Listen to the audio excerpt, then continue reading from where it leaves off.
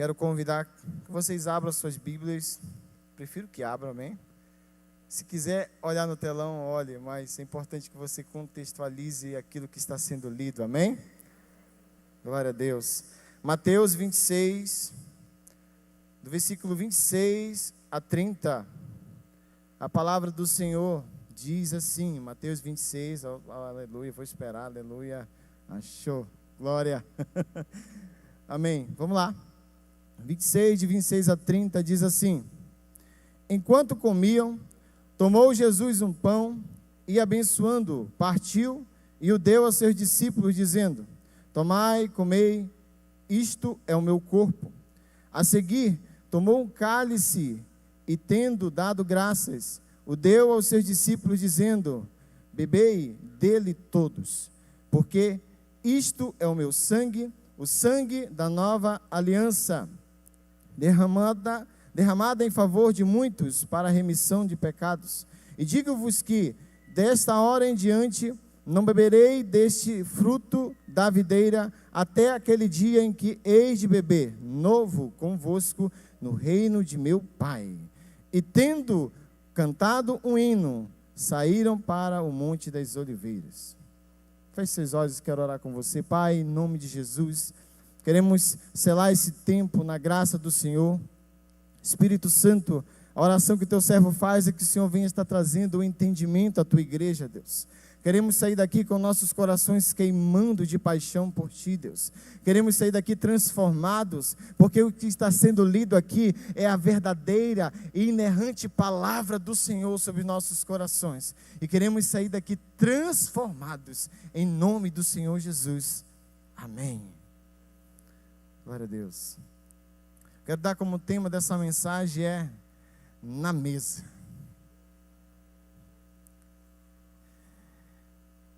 Em relação ao que nós acabamos de ler, o texto muito importante, esse texto aqui é crucial para cada um de nós.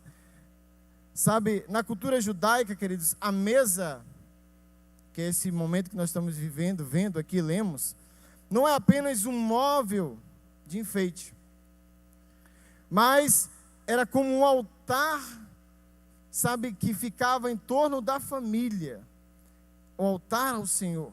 O Salmo de número 121, versículo 3, só a parte B, diz assim: Teus filhos como rebentos da oliveira à roda da tua mesa. O texto lido mostra Jesus, ele selando o momento mais importante da humanidade em uma mesa. Jesus, ele realiza a última ceia com os seus discípulos antes da crucificação e sela um pacto de fidelidade com cada um de nós, pois ele fala que no fim dos tempos estaremos juntos com ele para cearmos no seu reino. Sabe, queridos, quando eu olho para a cultura judaica, a mesa, ela desempenha um papel fundamental na prática da hospitalidade judaica.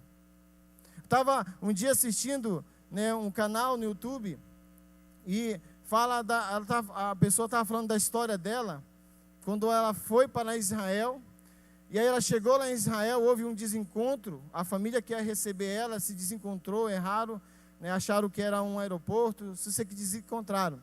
E ela estava ali, sem saber, sem conhecer nada, sem conhecer ninguém. E aí de repente ela fala que lá pelas 6 horas da tarde, alguém bate no ombro dela e fala: cadê os seus?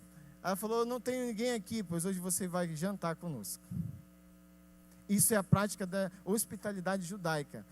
A palavra, ela encoraja cada um desses a desenvolver isso. Então a tradição judaica enfatiza a importância de acolher estrangeiros, oferecer-lhes comida, abrigo. A mesa se torna um lugar de encontro, onde pessoas de origens diferentes se reúnem para compartilhar histórias, para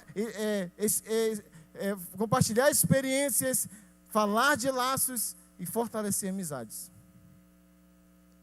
Então, queridos, eu estou falando aqui de algo que era vivido nos tempos de Jesus e que é vivido até hoje. Mas eu e você precisamos entender que a mesa, ela está para nós, assim como a presença do Senhor precisa estar no meio de cada um de nós, nas nossas casas, nas nossas famílias. Então, queridos, eu quero convidar você a fazer uma viagem no tempo hoje, a nós voltarmos a um tempo na qual, infelizmente, esquecemos. Como era a cultura da mesa no tempo dos nossos avós, dos nossos bisavós? Como era isso? Como era vivido a mesa? E quando eu falo mesa, aqui eu estou falando da intimidade, do olho no olho, de estar junto, de comer juntos, de compartilhar a vida juntos na mesa.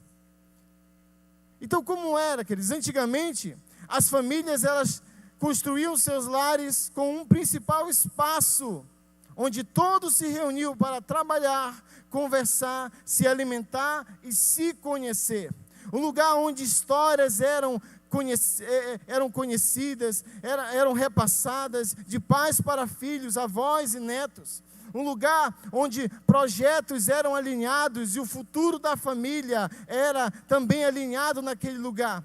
Este lugar era a cozinha. Sabe, eu passo, você pode colocar essa foto aí, essa imagem de uma cozinha antiga. Eu não sei se a cozinha dos teus avós eram assim, mas tinha uma mesa grande, não tinha? Cadeiras, né? Algumas eram aqueles bancos gigantes, né? Não sei com vocês, mas os meus primos tinham uma brincadeira de, quando derrubava um, caía todo mundo. Mas era assim que era. Todo mundo sentava à mesa. Estavam ali sentados juntos. E aí, esse exemplo aqui, você tem aqui uma parte onde eles faziam a parte de processamento dos grãos. Todo mundo trabalhava ali enquanto a comida estava sendo pronta. Estava ali, era a rotina da família, era a cozinha. Na cozinha havia um lugar para todos. Havia fotos da família reunidas para, sabe, e no meu caso tinha uma foto que eu tinha muito medo dela. É uma foto bem antiga, a gente não sabia para quem estava olhando, assim, é um negócio esquisito. Mas aquelas fotos ali, colocadas ali naquela cozinha, estou falando aqui da minha experiência como família, era uma deixa. Quando os netos perguntavam, quem é aquele ali? Os avós falavam, olha, é o seu bisavô. Olha, é o seu tio fulano. Olha, isso aqui é toda a nossa família. Olha, isso aqui é o seu tio fulano que está morando em tal lugar. Ele mudou há muito tempo. E começa a gerar vínculo com a família. Você começa a conhecer o seu núcleo familiar. Sabe, queridos, ali na cozinha se preparava a ceia de Natal. Ali na cozinha se preparava aquele doce de mamãe, aquele doce que era passado de geração em geração. Receitas eram passadas ali. Sabe, havia um convívio, havia ali, a família estava ali todo o tempo, ali vivendo a sua história. Na mesa da cozinha se partia o pão. Na mesa havia um momento de comunhão. Havia o discernimento do corpo, o discernimento da família. Na mesa, aprendíamos a carregar o nome da família.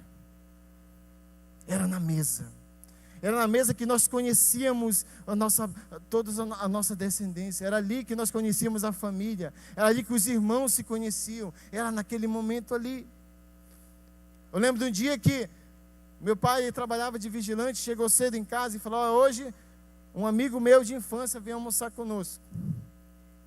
E aí, né, como os paraenses, é muito comum, nós temos criações, então mata galinha, mata não sei o que lá, né, faz isso, eu e meu irmão, faz isso, faz aquilo. E aí preparamos um banquete para esperar aquele homem chegar. Eu me lembro que aquele homem chegou e quando a primeira reação dele foi ficar assim espantado, não estou acreditando que estão me esperando para sentar à mesa. E ele sentou à mesa. E ele começou era um misto de meio querer chorar, meio que, ele estava ali com aquela misto de sensações, ele falava, olha,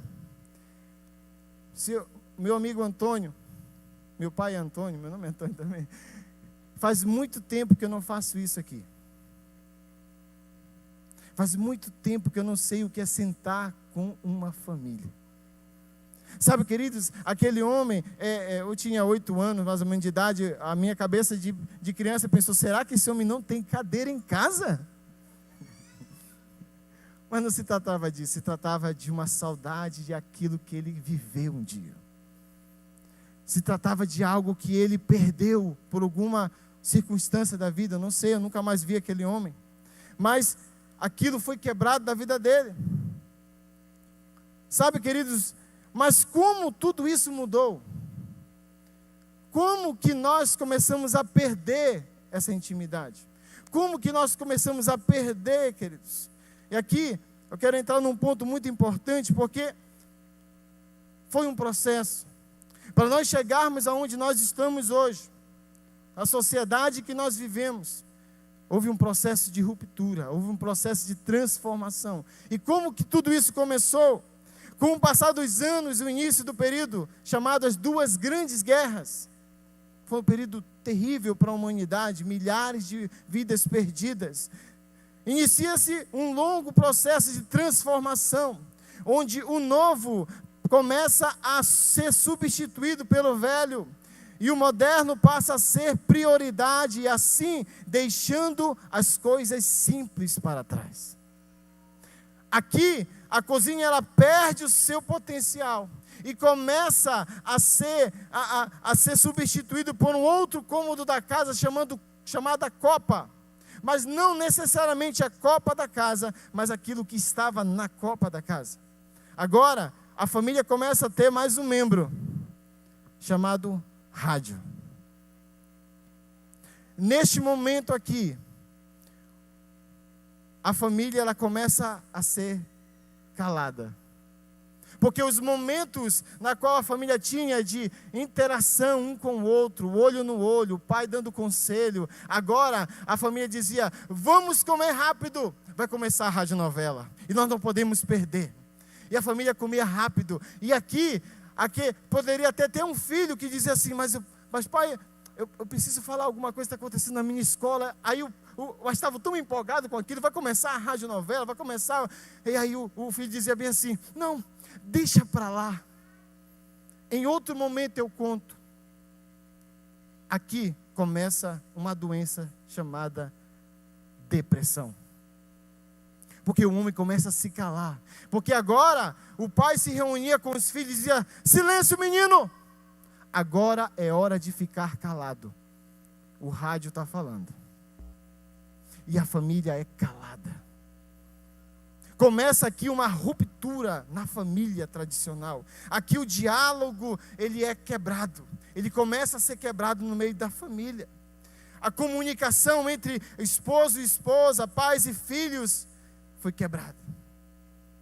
Começa um processo aqui de mudança na família tradicional. Na família como nossos avós conheciam, nossos bisavós conheciam. Mas como era, queridos, formado o caráter nessa época, na época das famílias tradicionais? Como as famílias, sabe, nesse tempo aqui, pode passar foto? Nesse tempo aqui, haviam referenciais. Se você prestar atenção aqui, essa criança que está bem aqui ao canto, ela se parece com quem? Com a avó. Referência materna. Essa criança aqui provavelmente estava sendo cuidada, criada para ser uma mãe como ela foi. Uma dona de casa, uma boa esposa para o seu marido. Ela estava sendo criada com um referencial, com um espelho na frente dela todos os dias. E para os meninos também era formado o caráter de uma forma bem interessante. Se você prestar atenção, pode voltar a foto, por favor. Se você prestar atenção, aqui tem duas crianças. Você tem mais uma criança aproximadamente de 8 anos, outra que 11, 10 anos. A calça desse aqui está no joelho ainda. Está crescendo. Mas esse aqui está começando a chegar no processo de transição. De um menino para um homem. Para um rapazinho. E aí, pode passar a foto. Aí quando chegava o dia do aniversário desse menino, a maturidade dele, o pai pegava o seu terno completo, levava ao alfaiate e mandava fazer uma roupa idêntica do pai. E aquele menino ganhava a primeira calça dele. E agora, esse menino, e essa menina também, que ganhava também, que era eram debutantes. Agora era mulher. Aí desde que surgiu, gente, o baile de debutante. Para as mulheres era algo mais de princesa e tudo mais. Mas para os homens era formado um caráter. E agora, esse menino, uma vez que ganhou a sua calça, e ele cometia algum deslize, algum erro fora do padrão, fora da ética moral, a mãe olhava para aquele filho e dizia: honre as calças que você ganhou. Seja homem como seu pai é homem. Era formado um caráter. Eram formados, os jovens, as crianças eram formadas com um caráter reto. Só, queridos, como que essa época ela terminou? Sabe?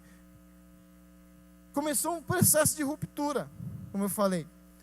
Mas, passando por aí, como era também o trabalho nesse tempo aqui? Pode passar a próxima foto. Queridos, nessa foto aqui, todo mundo trabalhava. Inclusive esse cachorro bem aqui, ó, trabalhava também. Se ele não vigiasse a fazenda, ai, ai, ai. O negócio era feio pro lado dele. Nesse tempo aqui não tinha Mateus, não tinha supermercado.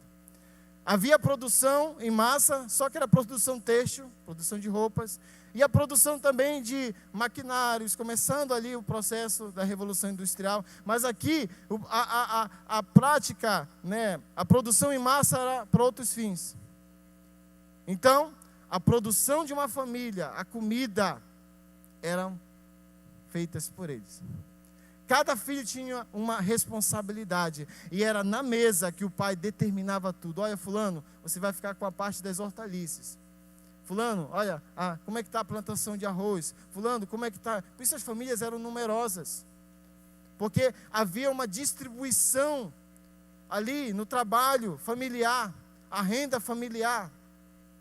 Então, a família era criada dentro de uma responsabilidade financeira, responsabilidade mesmo como homem e mulheres. Eram dadas responsabilidades e o pai gerenciava a família. Era assim que era feito nesse tempo, queridos. Mas, décadas mais tarde, eis que a modernidade avança. E o que antes só falava, agora também mostra a imagem. Aí chega a TV. Aqui o negócio começa a avançar mais. A cozinha, que já não estava sendo tão valorizada, agora muito menos. Refeições em família que antes eram demoradas, de longas histórias e tudo mais, agora não existe mais. Agora a família, ela passa a viver o começo de um isolamento. Homens e mulheres vivendo no mesmo teto, mas isolados, presos a um mundo, presos a estereótipos, presos, simplesmente isso. E aí, a coisa avança mais. A situação fica mais acelerada quando começam as guerras. O processo aqui, até então, era, ali no núcleo familiar, começando ali o processo de quebra da conversa, quebra da intimidade no meio da família. Mas agora começam as guerras. E o processo, ele é acelerado. Pode passar essa imagem das guerras. Soldados indo para a guerra. Milhões de soldados morreram. Aqueles que voltaram para os seus países, voltaram mutilados, ou fisicamente ou intelectualmente. Nunca mais foram os mesmos. Você pode pegar estudos desses homens que voltaram da guerra. Ou suicidaram-se, ou foram homens terrivelmente violentos. Poucos aqueles que conseguiram se tocar com a sua vida, mas com sequelas terríveis. Só que no momento da guerra ali, naturalmente, quem que vai para a guerra? São os jovens. são aqueles que estão ali com pleno vigor físico. Então, jovens vão. Naturalmente, os mais fortes vão para a guerra. E aí ficam aqueles que estavam ali. Não quero nada com guerra, não. Não quero nada de defender honra de nada. E aí acontece um fenômeno social chamado de baby boom. Grande crescimento populacional. As mães que ali estavam, agora sem marido, vivendo uma vida totalmente ali, sozinhas, começam a se relacionar com aqueles que ficaram da guerra. E aí há um grande crescimento populacional. E essas mães agora, elas tinham que ser mães, trabalhar na guerra, porque elas eram as mulheres que estavam ali nas fábricas, fazendo as armas bélicas para a guerra, elas que trabalhavam. E agora, essas mulheres, elas tinham dupla jornada, tripla jornada, eram mães, tinham que trabalhar, e tinham que fazer dupla missão ali ainda, ser pai e mãe das crianças. Mas como? Olha aí o exemplo. As mulheres nas fábricas, fazendo os caminhões, tudo aquilo que iria para a guerra. E aí, como que essa geração foi formada? Essa é uma geração aí, queridos, sabe, que viveu totalmente sem referenciais. Pode passar a próxima imagem. Essa aqui é a imagem da primeira creche. As mães chegavam cedo nos pátios das fábricas, depositavam seus filhos nesses cercadinhos aqui, jogavam o alimento por cima das cercas. Tinha criança que não comia. Isso era tudo no intervalo, nos poucos intervalos que tinha. Crianças que cresceram sem referencial de pai, de mãe, que as mães agora estavam vivendo como escravas nas fábricas. E esta geração, queridos, ela dá origem à geração hippie. Faça amor e não faça guerra. Sexo, droga e rock and roll. Essa geração aqui, ela dá origem às drogas ilícitas. Ela dá origem às educações marxistas. Elas dão origem a tudo aquilo que não presta, a tudo aquilo que o meu e o seu filho está sujeito a receber. Uma geração sem referencial, uma geração destruída. Uma geração que, sabe, que infelizmente deixou marcas e que até hoje a sociedade ainda vive isso. Então, o século virou. A tecnologia foi avançando. E a evolução científica e informacional acompanha hoje. E o que temos hoje é uma total, na verdade, disfunção familiar. Onde todos se isolam nos seus quartos, com um smartphone na mão, dialogando com desconhecidos, aprendendo as mentiras do mundo. Deixa eu dizer uma coisa para você. Antes de perdermos nossas famílias para o mundo, perdemos em casa. Se eu e você, igreja do Senhor Jesus, nós precisamos estar atentos a tudo aquilo que está acontecendo. Sabe, eu e você precisamos entender que é necessário voltarmos a um tempo que perdemos. É necessário voltar. Dizer uma coisa para você, uma pesquisa feita na Inglaterra nos mostra que as lojas de móveis constataram um crescimento na venda de mesas de escritório em torno de 40%, enquanto que a venda da mesa de jantar caiu 8%. O número de famílias na Inglaterra que já não tem mesa de jantar é de 25%. No Brasil, 40% das famílias não participam das refeições juntos. Cerca de 70% das famílias fazem refeições com a TV ligada ou em cômodos separados.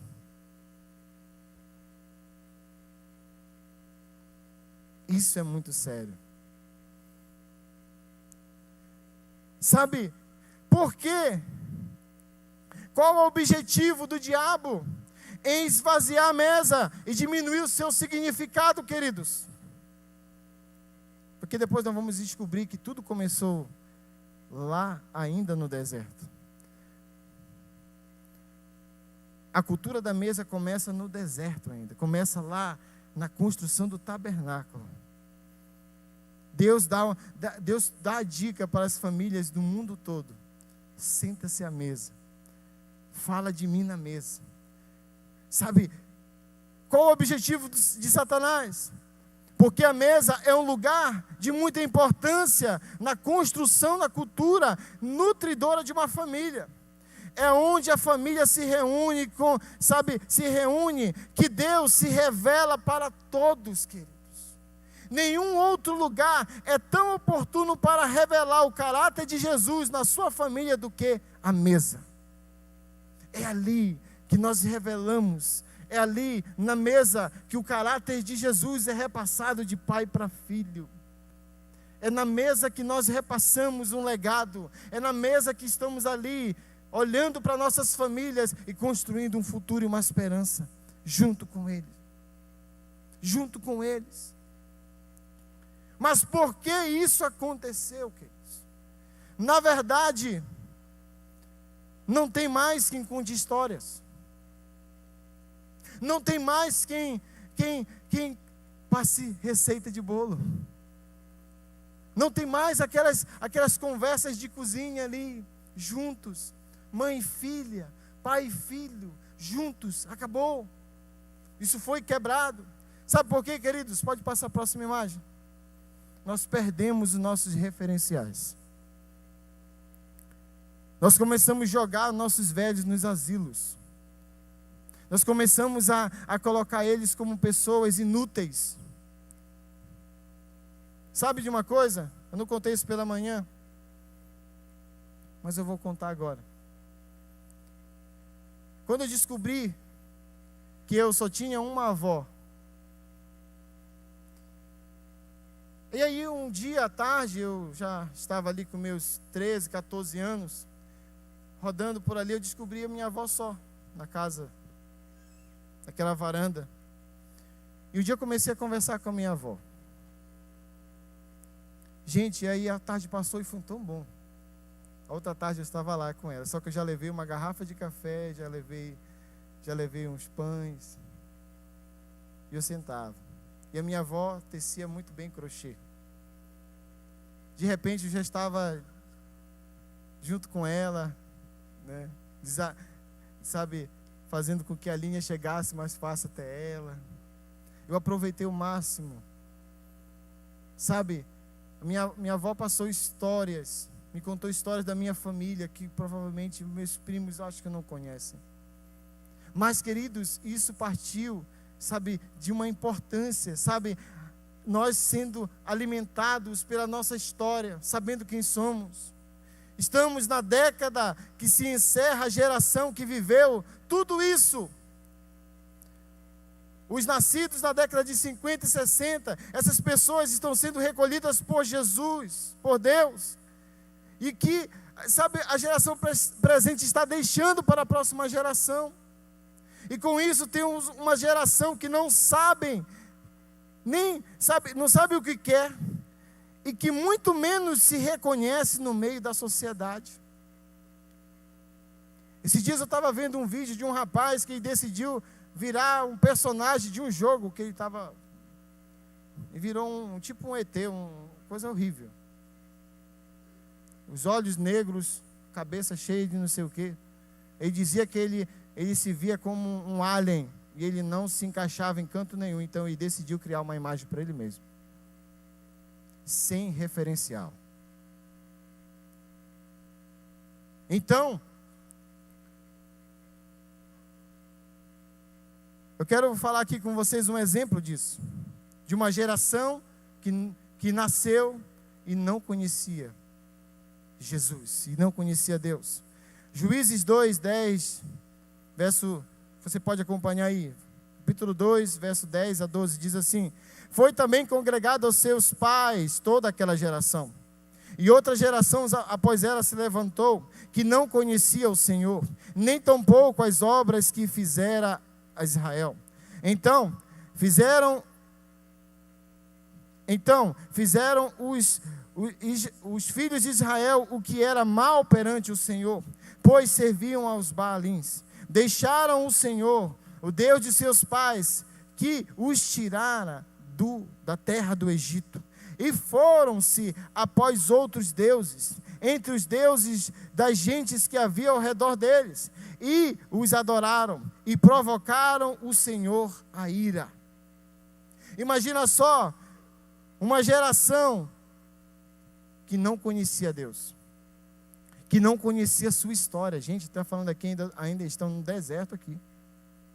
Uma outra geração se levantou, e pouco tempo atrás Deus tinha abrido o Mar Vermelho, Deus tinha feito tudo aquilo que nós conhecemos, e eles não sabiam dessa história. Sabe, faltou repasse, faltou a geração passada a trabalhar, repassar as histórias, contar à beira das fogueiras, contar no momento propício. E qual o resultado disso, se nós não abrirmos os olhos? 2 Timóteo 3, de 1 a 2, diz assim: sabe, porém, isto: nos últimos dias sobrevirão tempos difíceis, pois os homens serão egoístas, avarentos, jactanciosos, arrogantes, blasfemadores, desobedientes aos pais, ingratos, irreverentes. Se nós não abrirmos os olhos, igreja do Senhor Jesus, é tempo de voltar à mesa, é tempo de voltar ao diálogo, é tempo, sabe, os últimos dias, eles já se iniciaram, queridos. Não pense que está longe. Quando Jesus veio na terra, Ele veio na plenitude dos tempos. A partir de então, inicia-se os últimos dias. Jesus grita na cruz: tetelestai, está consumado. A partir dali, começa a contagem para nós da volta dele, aleluia. Começa a contagem. E aí, o que a palavra do Senhor diz? Lucas 18:8 diz assim: digo-vos que depressa lhe fará justiça, contudo, quando vier o Filho do Homem, achará porventura fé na terra?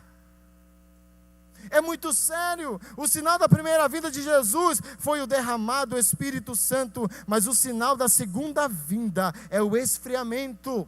Então, igreja do Senhor Jesus, é necessário nós abrirmos nossos olhos.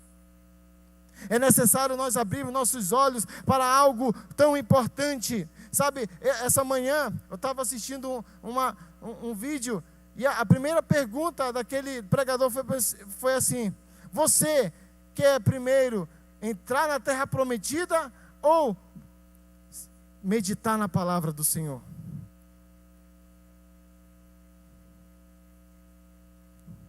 Uma boa pergunta, né? Entrar na terra prometida ou meditar na palavra do Senhor? Porque esse foi o conselho que Deus deu a Josué. Isso ele está falando antes de entrarem. Então, se eu e você não meditarmos na palavra dia e noite e repassarmos as gerações, os futuros, a futura igreja será uma igreja que não conhecerá o nosso Salvador. Isso é sério, igreja do Senhor Jesus. Isso é sério demais. Sabe, nós temos visto, sabe, armas, infelizmente, meios de destruição da família, seja através do gênero neutro, né? A eliminação do masculino e feminino, seja pela desconstrução familiar tradicional, a família tradicional, o pai, uma mãe e tudo mais, seja pelo relativismo sexual, o sexo intrafamiliar, queridos, coisa diabólica, terrível. O ateísmo por meio da educação, infelizmente. Sabe, tem uma pergunta que o Espírito Santo faz para mim, para você, não me responda: como está a sua casa? Quem cuida da minha casa? Quem cuida dos seus filhos? Quem discipula a sua casa? Filipenses 2,15 diz: não podemos e nem devemos criar nossos filhos. Filipenses. Para que vos torneis irrepreensíveis, sinceros, filhos de Deus, inculpáveis no meio de uma geração pervertida e corrupta, na qual resplandece como luzeiros no mundo. Aleluia! Eu e você, queridos, sabe, não podemos e nem devemos criar nossos filhos em uma bolha, mas sim torná-los pessoas preparadas para enfrentar este mundo. Preparadas para enfrentar este mundo. Sabe, porque sem a mesa, ou seja, sem um convívio, sem um olho no olho, isso não é possível. Os filhos precisam conhecer a voz de seus pastores em casa. Os filhos precisam aprender com seus pais, com seus avós. Uma geração apaixonada por Jesus. Uma geração que irá fazer grandes coisas. Uma geração que irá avançar aonde nós não chegamos. Uma geração que irá resplandecer em meio às trevas. Tudo começa na mesa, igreja do Senhor Jesus. Tudo começa no lugar de intimidade. Rabassore, me canta, larabás. Temos a responsabilidade de cuidar de nossa casa. É inadmissível colocar outros valores e princípios dentro dos nossos lares que não seja a palavra do Senhor. Inadmissível. Uma vez que nossos filhos não são nossos, são herança do Senhor, e eu e você vamos ter que devolvê-los para Ele na glória. Grande é a nossa responsabilidade, igreja do Senhor Jesus. Um dia Ele irá pedir nossos filhos. Então, é na família que nós recebemos estímulos, que as crianças recebem estímulos, encorajamento, caráter formado para ser um cidadão aceito ou não na sociedade. É na família que tudo isso é determinado, queridos. Dizer uma coisa para vocês: as nossas experiências geram nossas crenças. Estava falando aqui de manhã da experiência da Ana, filha da Kézia.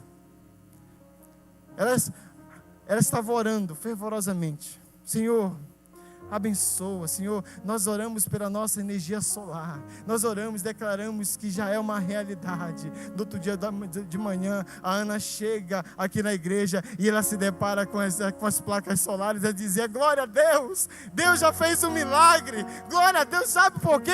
Isso ela viveu na família. Essa experiência ninguém tira mais dela. Ela sabe que o nosso Deus faz aquilo que pedimos. Ele cumpre com sua palavra. Isso ninguém tira mais dela. Sabe, nossas experiências geram nossas crenças. Nossas crenças geram nosso caráter. Nosso caráter gera nossas escolhas. E nossas escolhas geram um futuro e uma esperança. Gera um futuro e destinos para nossas famílias. Todos nós precisamos de uma estrutura familiar, queridos. Sabe por quê? A família é o útero da sociedade. E se ela está doente, nossos filhos também, nossas gerações também. Vou dizer uma coisa para você, igreja do Senhor Jesus. Nós precisamos ser famílias fortes nessa geração, formar, sabe, eu estou falando agora, nós somos uma igreja em célula, amém? Sabe, nós estamos vivendo um tempo novo em nossas células. Sabe, esse outro dia um anfitrião chegou comigo: pastor Júnior, eu estou vivendo um tempo novo.